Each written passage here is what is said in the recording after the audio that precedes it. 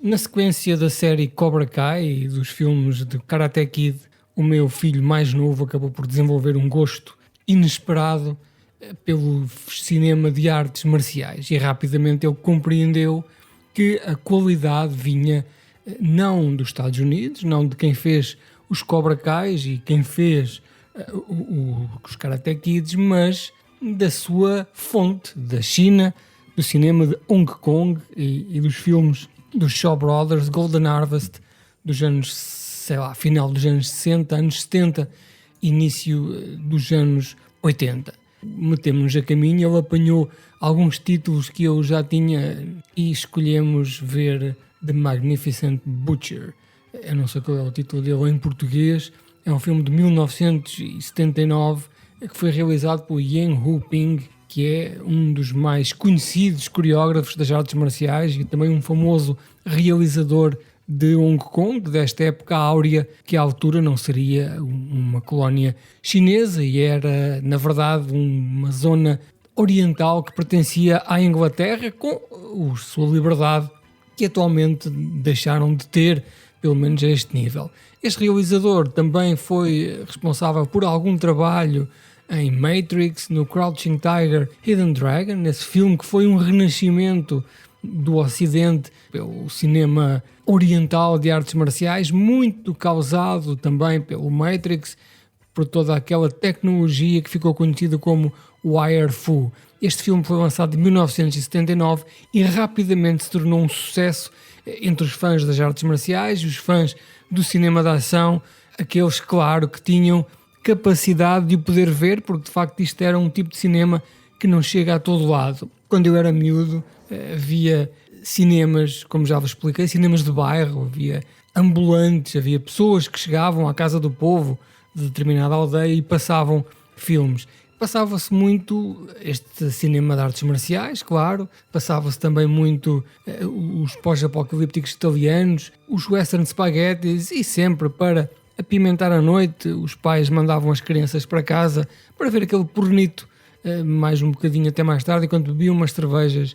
Isto conta-nos a história de um senhor chamado Lam Sai Wing, e peço desde já desculpa a quem me está a ouvir e que tem alguma afinidade para com a língua chinesa, ou mandarim, ou cantonês, o que seja, porque eu não tenho essa capacitação de falar, ou sequer dar tons, nem que seja falso, como eu costumo às vezes fazer. Portanto, este personagem é um talhante e é também um estudante de artes marciais de uma escola que é Wong Fai Hung. Isto eu tive de tirar estas notas porque o filme é todo ele com caracteres chineses. É interpretado por Sumo Hung, que também contribuiu muito para as coreografias e fez parte da parte artística deste filme. De notar que tanto o personagem principal como o seu mestre, não é? Na grande tradição dos filmes de artes marciais desta época, e penso eu que da cultura oriental, todos os estudantes tinham que ter um grande mestre, que normalmente era alguém que sem grande esforço, neste caso bêbado, sempre completamente bêbado que nem um cacho, ele era perfeitamente imbatível, ele sabia todas as técnicas, aquelas técnicas com nomes de animais, com nomes conceptuais, a garra do tigre, os dentes do falcão, o que seja, e este mestre sabia tudo. Portanto, isto tem a ver com este personagem principal, o talhante, que é acusado de matar uma rapariga injustamente e então tem que se defender através dos conhecimentos que lhe passou o seu mentor, não é? Este tal bêbado gordito que parece ser completamente invencível. E o filme, então, através de um esquema muito humorístico, um filme com muita ação. Uma das críticas que eu li a este filme é que ninguém resolve conflitos, né? Qualquer coisa, partem um prato, karaté durante 10 minutos, alguém pisa o pé, outra pessoa na fila para ir para o teatro, karaté durante 15 minutos, um karaté que vem muito do bailado chinês, não é? Que é aquela métrica do hum, sha, shun, sha, shi, que tem uma espécie de metrónomo e todas as suas técnicas têm que caber dentro daquela temporização.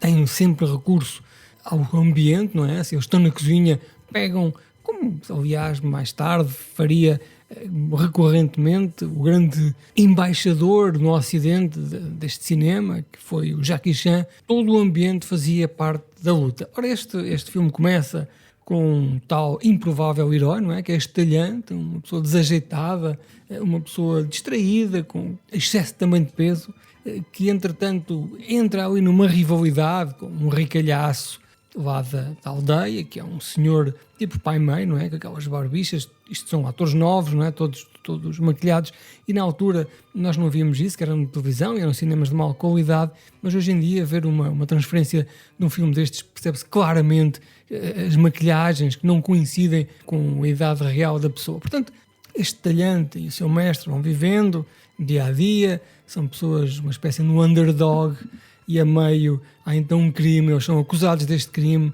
Isto depois acaba por ser tipo Cobra Kai contra Miyagi-Do, não é? São duas escolas de artes marciais que estão ali em antagonismo. Isto é um filme que lida muito, como aliás todos os filmes desta época, destas produtoras, deste tipo de cinema, lida muito com a justiça e com a honra, que é aqui um valor superior sempre. A sua honra vale tudo, vale mais que dinheiro, vale mais que posses. A honra é que importa, sendo que muitas vezes os vilões, os antagonistas do mal, acabam por subverter esse conceito de honra de outra maneira. A honra, de facto, é aquilo que nós quisermos que ela seja, é a interpretação que lhe damos. Portanto, é um filme que mistura a comédia com o drama e com a tristeza e com a alegria de uma maneira muito pouco convencional, pelo menos convencional para aquilo que é o cinema ocidental.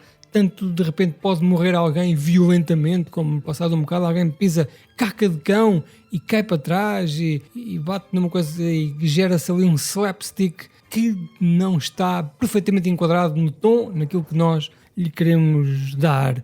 Também demonstra aqui as grandes tradições chinesas das artes marciais e o conceito das escolas de artes marciais, o mestre e o discípulo, o Drunken Master, não é? Que é este mestre sempre bêbado, que nós até parece que achamos que ele respira o conhecimento do ar, porque de repente ele sabe tudo. De notar que o filme, apesar de ter estes atores, tem também o uso de duplos para as cenas mais ousadas, que se nota, e eu e o meu filho até fizemos o exercício de topar o duplo, em que de repente há uma luta e há uma cena mais arrojada, e como eles têm todos o cabelo grande, e como eles têm todas aquelas roupas largas que fazem...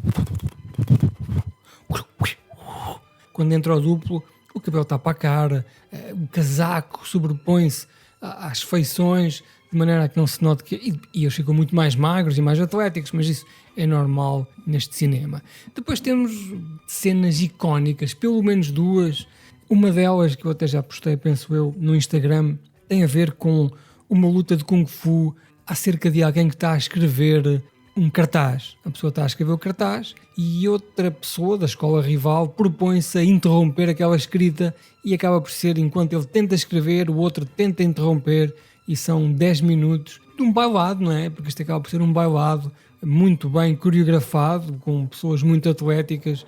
Eu tenho um fraquinho muito forte por este tipo de cinema. Depois temos um confronto final, em que todos os intervenientes que tiveram a acumular aquela fúria acabam por demonstrar o seu potencial máximo, um bocado na linha do Dragon Ball, nos vilões, nos bosses finais. Estas são apenas duas das cenas, 10 que este filme tem, que acabam por fazer deste filme uma obra muito completa em termos de humor, em termos de ação, em termos de narrativa, não é? Porque há aqui uma história de vingança, há aqui uma história de limpar a honra e também artes marciais, para quem gosta de ver este estilo tipicamente Shaw Brothers. É um filme considerado clássico, não é? Qualquer fã desta época, deste cinema, o coloca nos seus tops, mas é muito também na linha daquilo que nós conhecemos melhor, não é? Que são os filmes de Jackie Chan, nomeadamente os primeiros, pré-Police Story. Neste momento encontra-se facilmente nas plataformas do Sr. Joaquim, pelo menos. É daqueles que está sempre preparadíssimo e com bastantes, digamos assim, Seeds, para quem quiser fazer a sua compra numa sucursal do Sr. Joaquim. Há de facto muita banhada neste cinema, há muitas cópias, há muitos filmes que são exploitation, digamos assim, de outras obras mais famosas. Há a primeira divisão, segunda divisão, terceira divisão do cinema de Kung Fu. Este é da época áurea, da divisão áurea. Eu diria que é o filme a ver se vocês forem começar a ver cinema de Kung Fu, Donkey Kong, do Golden Harvest, por exemplo. Agora, preparem-se para ver aqui um tipo de humor, que não é o humor que neste momento os americanos nos servem, não é? Um tipo de realidade social que nós achamos que está datada, que não é justa, a própria hierarquia. Portanto, aquilo que hoje em dia se fala mal, esqueçamos o racismo de tudo o vento levou e a escravidão, esqueçamos a misoginia do cinema dos anos 50. Isto é outro nível de diferenciação cultural que nós temos simplesmente que encolher os ombros e pensar, bom, isto era assim, neste momento não sei se será melhor ou será pior, mas de facto eu desconheço completamente esta realidade e como tal aceitarei apenas o filme como uma cápsula fechada, como uma obra que me é servida. And featuring the incredible Quan Ta King as the original master, Wong Fei Hung, Yuen Biao, Lam Ching Ying, and Sammo Hung. Magnificent Butcher. Available now on video cassette.